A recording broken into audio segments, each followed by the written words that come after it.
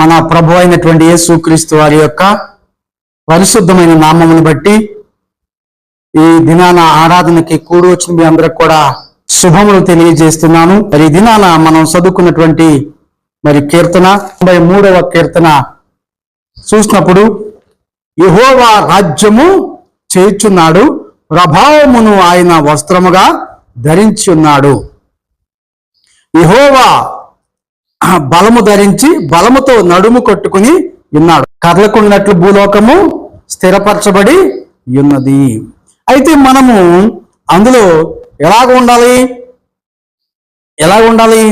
ఆ భూలోకం మీద మనం కూడా స్థిరముగా ఉండాలి, ఆయనకి ఇష్టముగా ఉండాలి, దేవుణ్ణి ఆనందపరిచేవారిగా ఆరాధిస్తూ పరిశుద్ధతతో సాగేవాళ్ళుగా మనము ఉండాలి. పురాతన కాలము నుండి నీ సింహాసనము స్థిరమాయెను. ఎప్పటి నుంచి స్థిరమైంది? పురాతన కాలం నుండి నీ సింహాసనము స్థిరమాయి, సదాకాలము ఉన్నవాడువు నీవే. 3వ వచనం చదువుదాం. వరదలు ఎలుగెత్తును, యెహోవా వరదలు ఎలుగెత్తును, వరదలు తమ అలలను ఓరెత్తినట్లు చేయుచున్నవి. విస్తార జలముల గోస కంటెను, బలమైన సముద్ర తరంగముల గోస కంటెను ఆకాశంలోని యెహోవా బలిష్ఠుడు. సముద్రంలో అలలు వస్తాయి, కెరటాలు వస్తాయి, అప్పుడు శబ్దం కూడా వస్తుంది. అలలు ముందుకు వస్తాయి, వెనక్కి వెళ్తాయి, పైకి లేస్తాయి.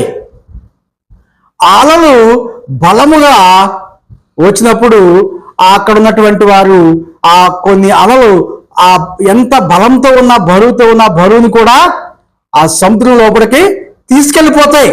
వీటిలన్నిటికంటే కూడా ఆకాశమందు యెహోవా బలిష్ఠుడు. ఆయన చాలా బలమైన వాడు. ఆయన బలమును మనము ఎంతనేది మనకి తెలియదు. ఆకాశము కంటే భూమి కంటే ఆయన బలము గొప్పది. ఎందుకంటే ఆయన ఆకాశాన్ని కలగజేస్తున్నవాడు, భూమిని కలగజేస్తున్నవాడు. ఇందులో ఉన్నటువంటి 93వ కీర్తన 5వ వచనాన్ని మనం చదువుదాం. నీ శాసనములు ఎన్నడనో తప్పిపోవు, యెహోవా ఎన్నటెన్నటికీ పరిశుద్ధతయే నీ మందిరమునకు అనుకూలము. ఆయన శాసనములు ఎన్నడూ కూడా తప్పిపోవు.